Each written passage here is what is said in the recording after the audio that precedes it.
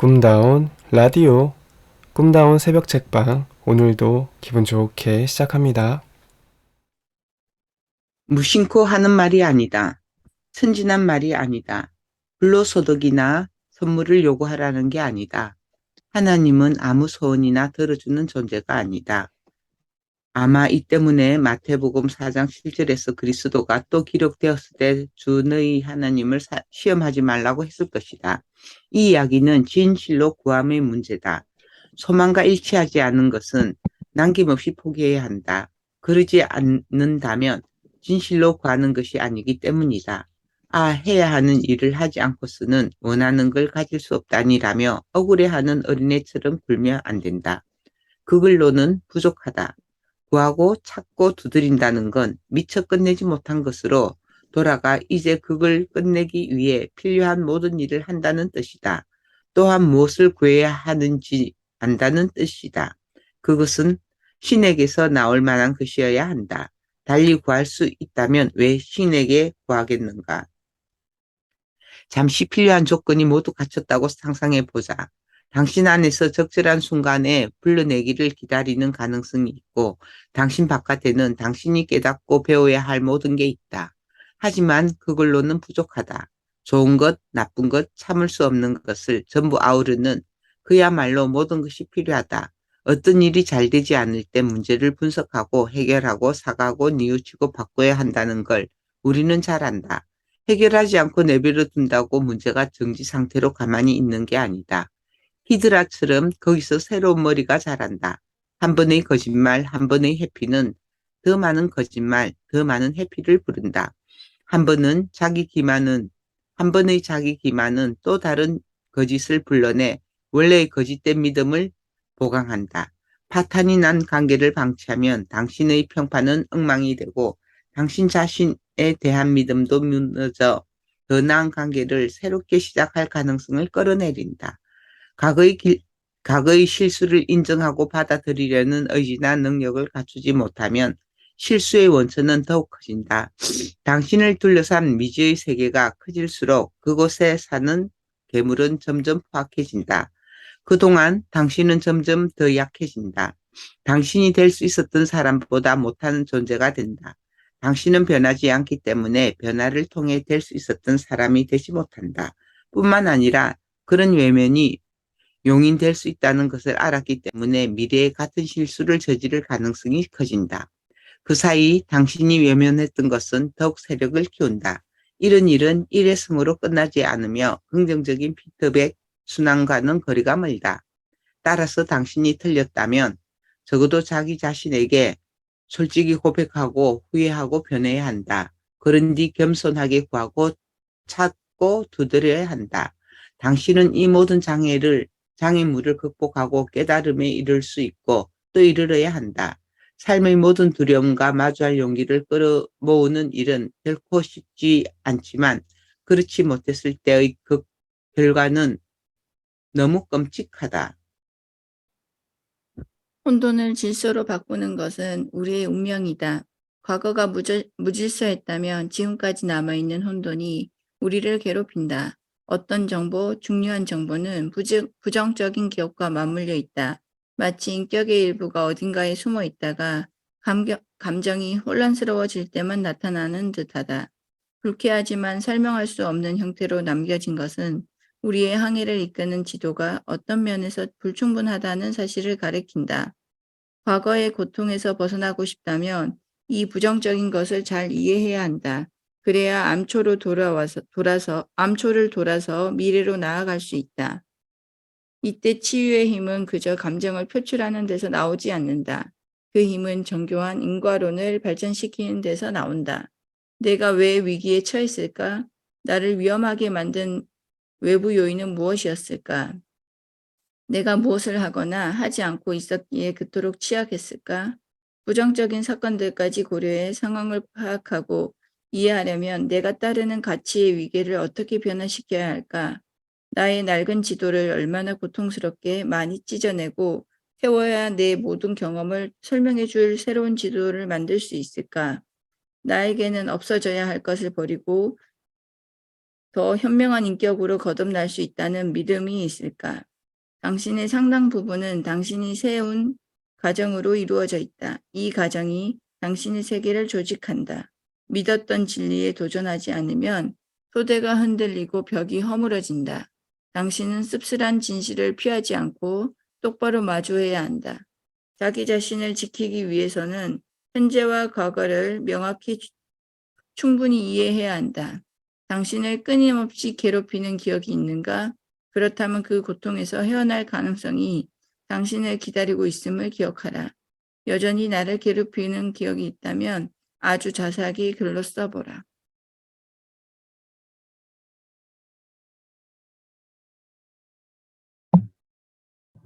관계의 낭만을 유지하기 위해 성실히 계획하고 관리하라. 참을 수 없는 데이트. 나는 부부 관계 치료사가 아니다. 그래서 문제의 부부가 원하는 것이 결혼 상담이라면 그쪽 전문가를 찾아가라고 한다. 하지만 상담을 진행하면서 한두 번은 내담자의 배우자가 참석해야 할 경우가 있다. 나는 내담자의 요청이 있을 때만 배우자를 상담에 참여시킨다. 내담자가 말하는 주된 문제 중에 결혼 문제의 불만족이 들어있다면 둘 중 한 사람과 이야기하는 것은 종종 역효과를 부르기 때문이다. 또한 배우자가 내담자의 치료사인 나를 신뢰하지 못하는 경우가 적지 않으므로 3자 대면을 해도 문제 해결이 오래 걸릴 수 있다. 부부 상담 전에 나는 관계 개선의 기본 규칙을 내담자와 논의한다. 내담자가 시간을 내어 서로를 향한 애정을 되살리기로 했다고 생각해보자. 바쁜 일상에 쫓기는 성인이라도 이 정도 시간은 낼 수 있을 것이다. 하지만 일주일에 4시간도 내기 어렵다면 훨씬 신중하게 접근할 필요가 있다. 또한 부부간 관계 개선을 위해 처음으로 노력하는 경우 서툴러서 상황이 의도와 다르게 흐르기 십상이고 그에 따라 마음이 아프고 화가 나고 심하면 앙심을 품을 수도 있다. 그런 부정적인 감정이 커지면 때로는 영원히 관계에 금이 가기도 한다. 세 사람이 함께 첫 상담을 할 때 내담자와 그의 배우자는 이미 소원해진 지 몇 년은 되었다. 그들은 어색한 자리를 마련한 나를 미워한다. 어쩌면 서로를 미워하는 것보다 훨씬 더 많이 미워할지 모른다. 그들은 한치도 양보하지 않을 기세로 멀찍이 떨어져 팔짱을 끼고 눈을 굴리면서 앉아 있었다. 나는 두 사람이 마지막으로 낭만적인 행동을 했을 때, 그러니까 마지막으로 밖에서 데이트했을 때가 언제냐고 물었다. 부부는 언제적 얘기냐는 듯 겸연쩍게 웃거나 노골적으로 코드 숨쳤다. 그래도 나는 둘이 함께 외출을 하거나 정기적으로 데이트를 하라고 권유했다. 그들에게 첫 번째 제안은 기가 막히고 두 번째 제안은 몸이 근질거린다. 그 의미는 이럴 것이다. 데이트 같은 건 절대로 안 할 거야. 결혼하기 전에는 했지. 그땐 그럴 만했으니까. 지금은 만나면 싸우기만 하는 걸. 이렇게 화나고 억울하고 못마땅하다는 듯한 반응을 보이면 나는 이렇게 말했다. 두 사람은 지금 다음과 같이 믿고 있어요. 그 누구도 부부로 사는 동안 배우자하고는 데이트하지 않는다. 낭만과 친밀함도 마찬가지다. 그런 건 그냥 포기하고 살아야 한다고요. 하지만 한번 해보면 어떨까요? 좋은 곳에 가서 좋은 시간을 보내는 겁니다. 용기를 내서 팔짱을 끼거나 상대의 무릎에 손을 올려보는 거예요. 두 분은 서로에게 화가 나 있어요. 그럴 이유가 충분히 있을 겁니다. 나는 두 분을 다 만나봤고 왜 그렇게 느끼는지 이해합니다. 하지만 그냥 시도해 보세요. 잘해야 한다거나 분노를 내려놓아야 한다거나 좋은 시간을 보내야 한다는 강박관념을 가질 필요는 없어요. 그냥 참기만 하면 됩니다. 두 사람은 비위에 거슬리는 제안을 했다며 화가 난 채로 상담실을 나섰다. 하지만 마지못해 제안을 따르고 다음번에 와서 이렇게 말했다. 우리가 생각했던 대로였어요. 완벽하게 끔찍한 시간을 보냈죠. 나가기 전에도 싸우고 나가 있는 동안에도 싸우고 집에 돌아와서도 싸웠어요. 그런 외출은 2번 다시 안 할 거예요. 두 사람은 그런 결론에 도달한 것에 자부심까지 느끼는 듯 보였다. 그들은 아마 처음부터 내 제안이 전적으로 무의미하다고 결론 지었을 것이다. 나는 이렇게 얘기했다. 그럴 계획이었죠. 그렇죠? 두 분은 앞으로 평생 부부로 살 테니 이번 데이트에 어떤 정성이나 노력도 기울이지 않았을 거예요. 두 분은 이미 사이가 좋지 않았어요. 그래서 즐겁게 외출할 가능성이 조금도 없었습니다. 게다가 유치한 제안을 했다고 짜증까지 났으니 두 분 다 외출을 망치고 싶었을 겁니다. 그래서 두 분은 그렇게 했어요. 그러고 나서 여생을 함께 사는 동안 서로를 존중하는 대신에 화를 내고 괴롭히겠다고 결심했어요. 하지만 거꾸로 이렇게 생각해 보세요. 두 분 다 데이트하는 기술이 없다고 말입니다. 그러니 한 번 시도하는 걸로는 부족하겠죠. 어쩌면 15번 또는 40번은 해봐야 할지도 몰라요. 요령을 잊어버렸으니 다시 연습을 해야죠. 데이트하는 습관과 서로를 향한 애정도 회복해야 하니까요. 어쩌면 두 분 다 애초에 사랑꾼은 아니었을 수 있고 설사 과거의 사랑꾼이었다 해도 까마득히 오래된 일이겠죠. 데이트는 큐피트가 공짜로 주는 선물이 아니라 두 분이 배워야 하는 기술입니다.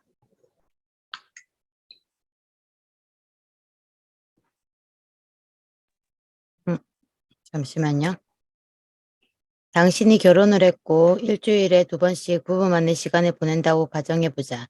물론 어떤 주에는 더 적게 할 수도 있고 어떤 주에는 더 많이 할 수도 있지만 여기서는 일주일에 2번이라고 치고 계산해보겠다. 그렇다면 1년에 100번이다. 당신의 결혼 생활이 30년은 남았다고 가정해보자. 30 곱하기 100이면 3000번이다. 당신에게 주어진 시간 중에 아주 적은 시간을 내어 당신의 기술, 유혹, 대화, 성생활을 개선하는 데 쓰기가 그렇게 힘들단 말인가? 비참한 데이트를 15번 한 뒤에 꽤 괜찮은 데이트를 시작할 수 있는데 3000번 중 15번이면 앞으로 당신이 배우자와 함께 낭만적인 시간의 0.5% 있다. 0.5%다. 둘 다 좋아질 수 있는지를 확인하기 위해서 도전해볼 만한 일 아닌가? 왜 당신은 결혼 생활을 유지하는 것만큼 복잡한 일이 헌신, 연습, 노력을 기울이지 않아도 돌아갈 것이라고 가정하는가? 첫째, 데이트는 비참하고 끔찍할 수 있죠. 다시는 하고 싶지 않겠지만 그래도 해야 합니다. 결혼 생활을 끝장내 보기보다는 되살리는 게 나으니까요. 아마 다음번 데이트는 5% 나아질 겁니다. 그리고 반복하다 보면 과거에 왜 이 사람과 결혼하고 싶었는지가 잠시라도 떠오를 겁니다. 팔짱을 끼는 것보다 조금 더 짜릿한 걸 해볼 수 있겠죠. 마음은 차갑게 식고 쭈그러들었지만 그래도 서로를 걱정하고 있다는 작은 신호를 주고받을 수 있을 겁니다. 그리고 처음에 했던 결혼 서약처럼 당신이 삶을 다할 때까지 배우자를 사랑하고 존중하겠다면 문제를 바로잡기 위해 시간을 낼 수도 있겠지요. 아마도 부부는 지난 세월을 돌아보면서 그저 흘려보낸 모든 시간뿐 아니라 애정 없는 삶의 허전함, 원망, 외로움을 숙고한 뒤 데이트를 2번, 3번 또는 10번까지 해보겠다고 동의할 것이다. 그리고 10번째 상담 시간에 두 사람은 미소를 지으며 나타나 나에게 아주 좋은 시간을 보냈다고 말할 것이다. 바로 그때 우리는 사랑과 존경을 유지하고 욕구와 반응을 끌어내려면 어떻게 해야 하는지에 대해 더 진지한 논의에 들어갈 수 있다. 어떻게 해야 상대방에게 오랫동안 신비함을 느낄 수 있을까? 앞으로 3000번 데이트라는 동안 좋은 시간을 보내고 이를 유지하기 위해 당신은 의지와 낭만적인 상상력과 장난스러움을 충분히 발휘할 수 있을까? 그러기 위해서 당신은 노력해야 한다. 은희쌤 혹시 지금 되세요? 네. 사람은 정말 깊이를 알 수 없는 수수께끼 같은 존재다. 주의를 기울인다면 우리는 자신이 선택한 사람에게 남아있는 신비를 계속 재발견하여 처음에 서로 결합하게 한 그 마음을 되살릴 수 있다. 주의를 기울인다면 편리한 크기의 상자에 상대방을 집어넣고 둘 중 누구라도 그 상자에서 나오면 바로 응징하거나 깊이 들어가 있지 않았다는 이유로 쉽게 경멸하는 일을 피할 수 있다. 만일 운이 좋다면 당신은 처음 상대방에게 끌렸을 때 타오르던 마음의 불꽃, 당신이 지금보다 더 나은 사람이었을 때 당신의 삶을 비추던 불꽃을 되살릴 것이다. 이것이 바로 두 사람이 사랑의 마법에 빠질 때 일어나는 일들이다. 한동안 두 사람은 과거보다 더 좋은 사람이 되고 서로의 그런 모습을 눈으로 보지만 어느덧 마법은 조용히 사라진다. 대신 두 사람은 그 시절의 경험을 선물로 받는다. 두 사람은 눈을 크게 뜨고 다른 사람에게 보이지 않는 것들을 본다. 사랑은 진실한 관계에서 일어날 수 있는 일을 잠깐 보여준다. 사랑은 운명이 건네주는 선물에서 시작되지만 그로부터 진실한 관계가 피어올라 지속되려면 엄청난 노력이 요구된다. 이를 이해한 순간 목표는 분명해진다. 더 읽어주세요. 관계의 기반. 부부관계의 성적 요소는 종종 결혼 생활의 실상을 보여주지만 항상 그런 건 아니다. 내가 아는 부부 중에는 개와 고양이처럼 매일 싸우면서도 성생활은 아주 잘하는 부부도 있고 서로 기질적으로 잘 맞으면서도 성욕을 느끼지 못하는 부부도 있다. 이렇듯 부부관계는 너무 복잡해서 문제의 원인을 어느 한 요소에서만 찾을 수 없다. 그럼에도 좋은 결혼 생활을 유지하려면 상호 욕구와 상호 보답이 모두 있어야 한다는 말은 충분히 타당하다. 애석하게도 욕구만 따로 떼어 관리할 수는 없다. 우리 성생활을 개선해보자 라는 것은 목표를 달성하기에는 너무나 좁은 해결책이다. 배우자와 낭만을 오랫동안 유지하려면 관계 전반을 아우르는 폭넓은 전략이 있어야 한다. 어떤 전략이든 그 성공은 협상 능력에 달려 있다. 협상을 하려면 당신과 협상 대상자는 먼저 상대가 필요로 하는 것과 원하는 것이 무엇인지를 알아야 하고 이에 대해 솔직히 터놓고 이야기할 수 있어야 한다. 그런데 당신이 원하거나 필요로 하는 것을 알아내고 논의하는 걸 가로막는 장애물이 많이 있다. 당신이 무엇을 원하는지 알게 되었다는 것은 정확히 언제 그걸 얻지 못하는지도 알 수 있다는 뜻이다. 물론 언제 성공했는지를 알게 된다는 이득도 느낄 것이다. 하지만 당신은 실패할 수도 있다. 당신은 필요한 것과 원하는 것을 얻지 못할까 봐 두려운 나머지 당신의 욕구를 애매하고 불분명하게 남겨둘지 모른다. 하지만 필요한 것과 원하는 것을 분명하게 겨누지 못한다면 그것을 얻을 가능성은 매우 낮다. 당신은 원하는 것을 목표로 삼는 데 문제가 있을 수 있다. 거기에 배우자가 있다면 문제는 더 복잡해진다. 배우자가 당신에 관해 당신보다 더 잘 알고 있을 가능성은 거의 없다. 당신이 자신의 욕구를 구체적으로 표현하지 못하면 당신의 불행한 배우자는 당신이 무엇을 좋아하고 무엇을 싫어하는지 추측해야 하고 추측을 잘못했을 때는 어떤 식으로든 응징을 당할 것이다. 게다가 당신이 원할 만한 것과 원하지 않을 만한 것에 관해 당신의 배우자는 틀림없이 오해하고 있을 것이다. 당신은 자기 자신조차 알려고 하지 않은 것을 알아채지 못했다는 이유로 배우자를 적어도 은연중에 말없이 무의식적으로 비난할 것이다. 당신은 이렇게 생각할 것이다. 나를 정말로 사랑한다면 당신은 어떻게 해야 내가 행복해질지 당연히 알고 있을 거야. 이는 행복한 결혼 생활에 도움이 되는 접근법이 아니다. 이것만으로도 충분히 나쁘지만 또 다른 심각한 문제가 있다. 당신이 스스로 원하는지를 알아내 어느 형태로 상대방에게 알린다면 그 순간 당신은 그에게 위험한 힘을 부여하게 된다. 당신이 신뢰하는 그 사람은 당신의 욕구를 충족시켜 줄 수 있는 위치에 서고 동시에 당신은 약자의 위치에 선다. 그는 당신이 원하는 것을 내놓지 않거나 그런 걸 원한다고 창피를 주거나 다른 방식으로 상처를 줄 수도 있다. 순진한 사람은 모든 사람이 선하고 어떤 사람도 맹목적인 복수심 때문에든 단지 그러는 게 즐거웠으든 남에게 상처와 불행을 줄 동기가 없으며 특히 나를 사랑하는 사람은 더욱 그럴 리가 없다는 망상에 빠져 있다. 하지만 어른이 되어 순진함을 초월한 사람은 자기 자신이나 타인에 의해 상처받고 배신당할 수 있음을 안다. 그러니 왜 누군가를 끌어들여 상처받을 위험을 자초하겠는가? 순진함이 주는 냉소주의로 바뀌는 이유는 그런 배신을 막기 위함이며 많은 사람이 냉소가 순진함보다 낫다고 진심으로 말한다. 하지만 순진함을 냉소로 대체하는 건 지혜로운 일이 아니다. 신뢰는 냉소를 능가하며 진정한 신뢰는 순진함이 아니다. 순진하지 않은 사람들 간의 신뢰는 일종의 용기다. 항상 배신의 가능성이 있다는 점을 의식적으로 분명하게 이해하고 있기 때문이다. 이 원리는 친밀한 관계에서 특히 강하게 작용한다. 누군가를 신뢰한다는 것은 당신 자신과 당신의 자유로운 신뢰를 미끼로 내놔 상대에게 최선의 모습을 끌어내는 것이다.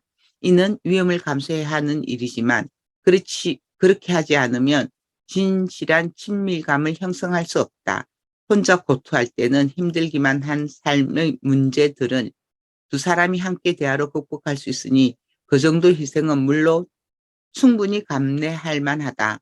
낭만은 신뢰를 필요로 하며 신뢰가 깊을수록 낭만도 깊어진다. 하지만 신뢰에는 위험을 무릅쓰고 배우자를 신뢰하는 용기 외에도 필요 조건이 따른다. 그 중 하나가 진실이다. 거짓말을 하거나 어떤 일이 발각되었을 때 거짓말을 해야 할 행동을 한다면 자기 자신에게 대한 신뢰가 유지되지 못한다. 마찬가지로 배우자가 거짓말을 하거나 행동이나 침묵으로 당신을 배신한다면 배우자에 대한 신뢰가 유지되지 못한다. 따라서 결혼의 낭만적인 요소를 지켜주는 첫 번째 맹세는 무엇보다도 자신에게 거짓말을 하지 않겠다는 결심이다. 이 결심을 올바르게 실천하면 실질적으로 엄청난 이득이 있다. 당신이 하지 말아야 할 일을 했거나 해야 할 일을 하지 않았을 때가 인생에 한 번쯤은 올 것이다. 그때 당신은 조언과 지지가 필요할 것이다. 바로 그것을 배우자가 제공해 줄 수 있다. 그리고 언젠가는 둘 다 그런 상황에 처할 수도 있다. 혼자 살기에 인생은 너무 고되다. 부부 사이에 진실만을 말하고 정직하게 행동하려 한다면 풍랑이 일어 당신의 배가 침몰할 위기가 맞았을 때 배우자에게 기댈 수 있다. 이는 그야말로 삶과 죽음의 문제일 수도 있다. 낭만이 온전히 유지되는 관계에는 진실이 최고의 자리에 있어야 한다. 촛불 속의 그리스도. 스칸디나비아 혈통을 가진 캐나다인 친구가 있다. 그는 같은 혈통의 캐나다 여성과 결혼했다. 두 사람은 공통 조상을 기리는 뜻에서 스웨덴에서 결혼하기로 했다. 둘 다 그리스도교인이라 종교 예식을 거행했다. 신부와 신랑은 촛불을 높이 든 채로 서약을 교환했다. 나는 그 의식의 의미를 오랫동안 생각했다. 창세기 2장 21에서 22절에 따르면 하나님은 아담의 갈빗대 하나를 취해 이브를 창조했다. 생물학적으로 보면 여성의 몸에서 남성이 태어나는 게 순서일 텐데 이 수수께끼 같은 이야기에는 그 순서가 완전히 뒤집혀 있다. 또한 이 구절은 신이 만든 최초의 인간인 아담이 암수 한 몸이었다가 나중에 양성으로 나뉜 것이라는 신화적 상상을 유발한다. 이는 신이 창조한 통일체가 분리되어 있을 뿐 아니라 양쪽이 서로 결합하기 전에는 불완전하다는 것을 의미한다. 신랑 신부가 함께 초를 들고 있다는 사실은 두 사람이 결합했음을 나타낸다. 이때 높이 들어 올린 촛불은 더 높은 어떤 것이 두 사람의 결합을 표현하거나 주관함을 의미한다. 그것은 빛, 하늘의 빛, 어둠 속의 빛, 계시, 깨달음이다. 전구가 발명되기 전에는 주로 양초가 이 목적으로 사용되었다. 흔히 크리스마스 트리로 선택하는 상록수는 낙엽송과는 달리 겨울에도 죽지 않기 때문에 우주의 기초가 되는 생명의 나무, 즉 영원한 생명을 상징한다. 그래서 북반구에서는 1년 중 밤이 가장 긴 11월 21일경에 생명의 나무에 불을 밝힌다. 이것이 크리스마스가 그쯤인 이유이다. 나무에 불을 밝히는 것은 만인의 구세주가 탄생하여 어둠에서 빛이 영원히 다시 출현했음을 나타낸다. 그리스도는 오래전부터 제2의 아담으로 여겨져 왔다. 신이 양성을 분리하기 전에 최초의 아담에게 자웅동체성을 부여했다는 견해가 있듯이 그리스도의 정신적 완벽성은 남성적 요소와 여성적 요소가 이상적으로 균형을 이룬 결과라는 견해가 있다.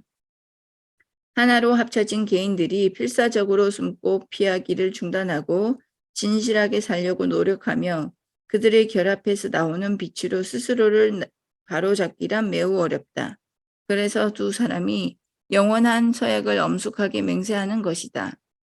이제 둘이 아니요 한 몸이니 그러므로 하나님이 짝지어 주신 것을 사람이 나누지 못할지니라. 한 사람이 나는 당신과 결합했다라는 말로 상대방에게 동의를 구하면 상대방이 나 또한 당신과 결합했다라고 말한다. 이제 두 사람은 불필요한 고통을 미연에 방지하기 위해 자기 자신과 상대방을 변화시켜야 한다. 이때 결혼한 부부가 복종을 맹세해야 하는 원리는 무엇일까? 그 원리는 추상적인 말로 표현된 계시가 아니다. 진실을 생각하고 말하는 것만으로는 부족하다. 부부는 진실을 행동으로 실천해야 한다. 이는 말씀은 육신이 되어야 한다는 오래된 개념과 부합한다. 부부가 된 사람은 관념적이기 짝이 없는 질문 하나를 놓고 평생 싸우기도 한다. 결혼을 하면 누가 누구의 부하인가? 그런 서열 매기기는 한 명이 이기면 한 명이 지는 제로섬 게임이다. 하지만 부부 관계는 둘 중 한 명이 승자가 되거나 공정을 기하기 위해 교대로 승자 자리에 오르는 문제가 되어서는 안 된다. 대신에 부부는 각자가 더 높은 원칙에 복종하기로 약속할 수 있다. 우리는 깨달음과 진리를 추구하는 마음으로 결합했으므로 우리는 우리의 두 인격 중 가장 좋은 부분으로 이루어진 이상적인 결합체를 상정하고 이를 결혼 생활의 지배자로 받아들이겠다고 다짐하는 것이다. 인간은 잘못을 잘 저지르는 존재라 최대한 신에 가까운 어떤 것을 받들 필요가 있다. 이것이 촛불의식의 의미다. 어느 한 사람이 다른 사람을 지배하지 않는다. 두 사람 모두 깨달음의 원리를 따르기로 맹세한다. 그 상황에서는 한 사람이 상대방이 원하는 대로 행동할 필요가 없다. 대신에 둘 다 가장 바람직한 미래를 지향하기로 하고 진실만을 말하는 것이 흔들리지 않고 앞으로 나아가는 최고의 길이라는 점에 동의한다. 그 방향과 진실성에 기반해 언어적, 비언어적 대화가 이루어지고 당사자들이 그 결과를 충실히 이행한다면 변화가 일어난다. 이 높은 원리에 자발적으로 복종할수록 결속력과 회복력이 높아진다. 당신이 이제 막 그런 의식에 참여했다고 상상해보자. 당신의 참여는 무엇을 의미할까? 방금 행동으로 나타낸 그 생각을 믿는다는 뜻인가? 한때 한 몸이었다가 분리된 남녀가 다시 결합체를 이루어야 한다고 당신은 그 생각을 합리적으로 기계론적으로 믿는 대신 극적이고 시적이고 은유적으로 믿을 수 있으며 그 믿음을 통해 심오한 진실에 이를 수 있다. 당신은 영혼의 단짝을 찾고자 하는가? 이 말은 누가 봐도 낭만적 수사지만 이런 표현이 존재하는 데는 이유가 있다. 아마 당신은 데이트를 할 때 로맨스 영화를 보러 갈 것이다. 그런 영화에서는 남녀 주인공이 영혼의 단짝을 찾는다. 그리고 운이 좋다면 영화를 보는 동안 당신은 아무렴 내 곁에 앉아있는 이 사람이 내겐 영혼의 단짝이지라고 생각할 것이다. 당신의 데이트 상대도 그걸 바라고 있다면 금상첨화다. 하지만 현실 세계에서는 이루어지기 힘든 너무 큰 바람일 수도 있다. 그럼에도 당신의 낭만적인 부부는 영혼의 단짝을 갈망한다. 인간은 본성상 낭만적인 결합을 통해 완전한 삶을 이루기를 자연스럽게 갈망한다. 그러지 않으면 무언가를 놓치고 있다는 느낌에 사로잡힌다. 당신이 실제로 무언가를 놓치고 있다는 것은 느낌만이 아니라 사실이다. 그렇지 않다면 섹스는 진화하지 않았을 테니 말이다. 최초의 번식은 세포 분열에서 시작되었다. 하지만 현재의 몸을 단순히 복제하는 것보다 서로 다른 두 생물이 몸을 합쳐 새로운 개체를 탄생시키는 것이 결합을 제거하는 데 더 유리했다. 우리를 빚어내는 생물학적 과정은 바로 이 진화적 진실의 기초에 발달했다. 우리에게는 인간의 특이성, 인간의 맹점, 인간의 편향이 있다. 그중 일부는 은밀하다. 어떤 것은 당신의 독특한 재능과 불가분의 관계가 있으며 그에 따른 불이익을 감수하지 않으면 이익을 얻을 수 없다. 당신은 특별한 속성을 가진 특수한 개인이다. 그런 당신이 혼자라면 불가피하게 한쪽으로 치우친다. 이는 최선의 모습과는 거리가 멀다. 오늘날 미성숙하고 순진한 많은 사람이 결혼 제도에 냉소적이지만 이 제도에는 사람들이 깨닫지 못한 유용한 측면이 있다. 결혼은 일종의 서약이다. 신랑 신부는 남들 앞에서 한 목소리로 이렇게 선언한다. 나는 아플 때나 건강할 때나 가난할 때나 부유할 때나 당신을 떠나지 않겠습니다. 그리고 당신도 나를 떠나지 않을 겁니다. 이는 사실상 다음과 같이 위협하는 말이다. 우리는 어떤 일이 있어도 상대방을 제거하지 않겠습니다. 결혼은 뚜껑이 덮인 쌀통에 갇힌 성난 고양이 두 마리처럼 서로에게 구속되어 있는 것과 같다. 원칙상 탈출은 불가능하다. 그러니 이런 생각을 하는 것도 당연하다. 맙소사 정말 소름 끼치는 가능성인걸. 자유를 바란다는 주장에는 사실 영원한 관계라면 다 싫고 뭔가 책임지는 일은 소름 끼친다는 생각이 숨겨져 있다. 그래서 당신은 한 부부는 탈출할 수 있는 뒷문을 원한다. 뒷문을 내는 것은 편리해 보이며 견디기 힘든 결혼이 있는 것도 사실이지만 극도로 위험한 선택이다. 항상 선택의 여지를 남겨놓았기 때문에 당신은 죽는 날까지 본인이 올바른 결정을 내렸는지 의심에 시달릴 것이다. 이렇게 살고 싶은 사람은 없다. 이론상 최적의 상대를 찾을 확률은 제로에 가깝다. 전 세계에 70억 명의 사람이 있으니 1억 명은 당신에게 좋은 배우자가 될 수 있겠지만 다 만나볼 시간이 없기 때문이다. 최적의 상대를 찾기보다는 만드는 것이다. 당신이 이 진실을 모른다면 문제는 심각하다. 게다가 탈출구가 있으면 둘이 갇힌 그 방에서 충분한 열이 발생하지 않고 그 결과 두 사람 모두에게 필요한 변화가 일어나지 않는다. 사람이 성숙하고 지혜가 깊어지려면 얼마간 고통이 필요한데 그 구멍으로 고통이 새 나간다. 당신들은 서로 다른 사람이기 때문에 잘 지내지 못하는 게 당연하다. 한쪽이 지배를 묵인하면 적어도 당분간은 수월하게 지낼지 모르나 나중에 복수하려 들 것이다. 당신 둘만 유독 힘든 것이 아니다. 사실 모든 사람이 다 다르기 때문에 다른 사람과 결혼했어도 마찬가지다. 한 걸음 더 나아가 당신들은 결점투성이다. 이게 다가 아니다. 제 아무리 선의와 덕성으로 무장한 사람이라 해도 결혼 생활에 갇혀 있으면 지루하게 반복되는 하루하루가 비극적이고 끔찍하게 느껴진다. 인생에는 믿기 어려울 만큼 힘든 순간이 반드시 찾아온다. 그래서 인생은 참으로 고단하다. 어떤 때는 정신을 차리고 멋지게 이겨낸다 해도 잔인한 순간은 거듭 찾아오며 순간으로 끝나지 않기도 한다. 두 사람이 함께하면 인생이 더 나을 수 있지만 둘이 있어도 힘든 순간은 여지없이 찾아온다. 따라서 부부는 이렇게 힘든 인생을 함께 헤쳐나가기 위해 서로의 차이를 극복하고 진정한 동의, 진실한 합의를 만들어 가야 한다. 선의를 갖고 끊임없이 협상하면서 평화롭고 생산적으로 지내야 한다.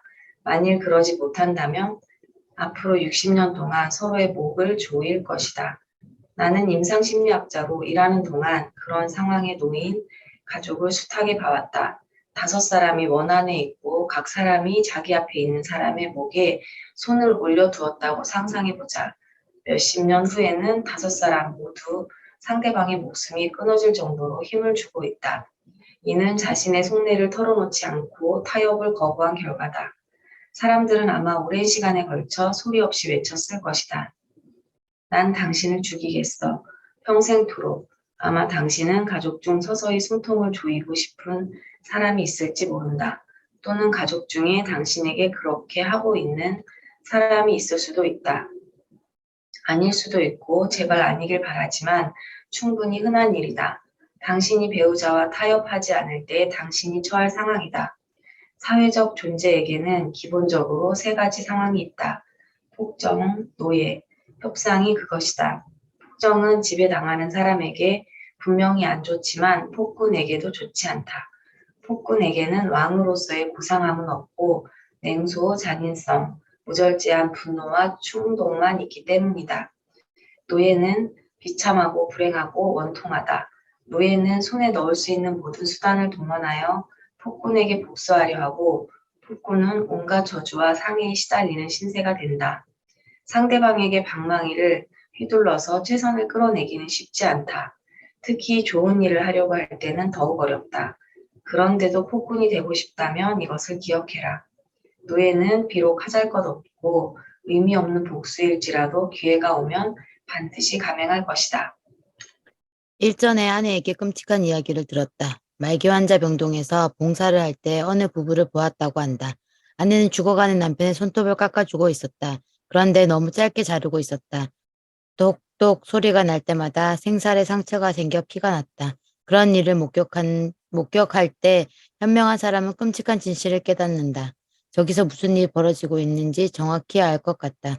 그것은 바로 부정직하고 잔인한 관계의 마지막 단계다. 이 끔찍한 진실은 미묘해서 살인처럼 소란스럽게 드러나지 않는다. 죽어가는 남편과 어떤 이유에서인지는 몰라도 그의 죽음을 조금 더 비참하게 만들기로 작정한 아내, 그리고 그들을 바라보는 목격자를 제외하고는 아무도 모른다. 이런 상황은 바람직한 결과가 아니다. 누구도 그런 상황 또는 조금이라도 그와 비슷한 상황에 이르기를 바라지 않는다. 우리는 협상을 원한다. 그렇다면 우리가 그토록 절박하게 협상에 임하려는 이유는 과연 무엇일까? 이 문제는 낭만적인 결혼 생활을 원한다면 반드시 풀어야 할 수수께끼 중 하나이다. 협상, 폭정, 노예. 협상은 무척 어렵다. 이미 살펴봤듯이 협상을 하려면 자신이 무엇을 원하는지를 확인하고 용기를 내어 상대방에게 정확히 말해야 한다. 그런데 사람들은 요령을 부려 협상을 피하기도 한다. 어려운 상황에서 당신은 배우자에게 뭘 원하는지 물어볼 것이다. 이때 흔히 돌아오는 대답이 잘 모르겠어, 다. 이는 아이들, 특히 사춘기 아이들에게서 자주 듣는 말이다. 하지만 서로에게 성실한 것을 맹세한 두 사람의 대화에서는 용납될 수 없다. 잘 모르겠어는 그 말을 하는 사람이 정말 그게 뭔지 몰라서 하는 말일 수도 있지만 대개는 다음과 같은 뜻을 가리킨다. 이 문제에 대해서는 말하고 싶지 않아. 그러니 나 좀 혼자 있게 내버려둬. 이런 반응은 종종 노골적인 짜증이나 화를 동반하여 질문자 입을 다물게 한다. 그러면 대화가 이루어지지 않는 상태가 무한정 지속되기도 한다. 아마 이런 일이 한두 번 또는 10번쯤 되풀이되면 당신은 배우자의 거부 반응에 실물이 날 것이다. 그리고 더 이상 비겁하게 피하지 않기로, 더 이상 배우자를 안쓰게 보지 않기로 마음먹고서 잘 모르겠어를 대답으로 받아들이지 않는다. 그래서 당신은 끈질기게 추궁한다. 그럼 추측이라도 해봐. 테이블 위에 뭔가를 꺼내보라고. 제발 그게 뭐든 괜찮아. 틀려도 돼. 최소한 출발점은 되잖아. 잘 모르겠어는 나 좀 혼자 있게 내버려둬만을 의미하지 않는다. 그 말은 종종 똑똑하면 저리 가서 뭐가 문제인지 좀 생각해봐. 그런 뒤 다시 얘기해. 그게 나을 것 같다라는 뜻이거나 내가 스스로 뭘 원하는지 알고 싶지 않고 알 의지도 없는데 이렇게 간섭하니 참을 수 없이 무례하군. 당신 때문에 내 문제를 조용히 생각해 볼 수가 없어라는 뜻이다. 하지만 당신의 태도는 무례하지 않을 뿐더러 설령 무례하더라도 당신은 당신의 배우자가 무엇을 원하는지 알아내야 한다. 대화를 하지 않으면 도대체 어떻게 알아내겠는가? 그것은 무례한 게 아니라 사랑의 잔인한 손길이다. 그런 상황에서 고집을 꺾지 않는 건 수술처럼 끔찍하지만 꼭 필요한 일이다. 당신은 두렵고 힘들고 괴로울 것이다. 배우자에게 저리 꺼지라는 말, 아니 그보다 심한 말을 듣고도 대화를 계속한다는 건 용기를 넘어서 무모함이 필요한 일이다. 하지만 그건 좋은 일이고 존경할 만한 행동이다. 말하고 싶지 않은 어떤 이유로 괴로워하는 사람은 그 문제에 대해 두 가지 마음을 갖고 있을 가능성이 매우 높기 때문이다. 한편으로는 화를 내며 회피하고 싶어 하지만 다른 한편으로는 대화를 통해 문제를 해결하고 싶어 한다. 하지만 대화를 통해 문제를 해결하는 일은 인지적으로 부담스럽고 도덕적으로 까다롭고 정서적으로 스트레스가 따른다. 그 밖에도 신뢰가 필요한데 사람들은 버럭 화를 내어 신뢰를 시험한다. 감히 누군가가 내 민감한 문제에 접근하려고 할 때 그가 내 마음속 장벽을 하나든 둘이든 셋이든 열이든 모두 뛰어넘어 사태의 끔찍한 밑바닥까지 이해할 정도로 충분한 애정을 갖고 있는지 확인하는 것이다. 또 다른 심각한 장애물은 눈물이다. 많은 사람이 눈물의 의미를 슬픔으로 인한 고통으로 잘못 이해한다. 특히 마음씨 고운 사람들은 눈물을 보면 잘못된 연민을 느껴 사고 기능이 정지된다. 하지만 눈물은 슬픔이나 고통이기도 하지만 그에 못지않게 노여움이다. 당신이 추궁하며 벽으로 몰고 있는 사람이 눈물을 흘리는 동시에 얼굴이 빨개진다면 그 사람은 지금 아픔을 느끼는 게 아니라 화를 내는 중이다. 눈물은 효과적인 방어기제다. 상대의 눈물을 이겨내려면 마음이 돌덩이 같아야 하기 때문이다. 하지만 눈물은 회피의 최후 방어선일 때가 많아 눈물을 돌파하면 진정한 대화를 이룰 수 있다. 하지만 노여움으로 발생하는 모욕과 상처, 눈물이 유발하는 연민과 동정심에 흔들리지 않으려면 마음을 단단히 먹어야 한다. 당신은 장기적인 이익을 위해 자신의 숨겨진 본성을 끌어낼 필요가 있다. 친절하다는 옳다가 될 수 없음을 명심하라. 앞서 얘기했듯이 협상, 폭정, 노예라는 선택지가 있다. 셋 중에 협상이 가장 덜 무섭지만 가장 어려운 일이다. 지금 당장은 결전을 벌여야 하고 얼마나 깊이 파고들어야 할지, 얼마나 많은 상처를 도려내야 할지 아무도 모르기 때문이다. 당신이 지금 싸우고 있는 대상은 알코올 의존자 남편에게 학대당한 아내의 할머니가 남긴 그림자일 수 있다. 치유되지 않은 학대의 상처와 남녀간 불신의 결과가 몇 세대가 지난 지금까지 메아리처럼 울려 퍼지고 있는 것이다. 아이는 모방의 천재다. 아이들은 언어를 사용하기 한참 전에도 많은 것을 은연중에 배우고 좋은 것을 함께 나쁜 것을 모방한다. 아비의 죄악을 자식에게 갚아 3, 4대까지 이르게 하리라. 라고 하는 것도 그런 이유에서다. 물론 우리는 희망에 이끌려 협상의 고통을 감내하지만 희망 하나로는 충분하지 않다.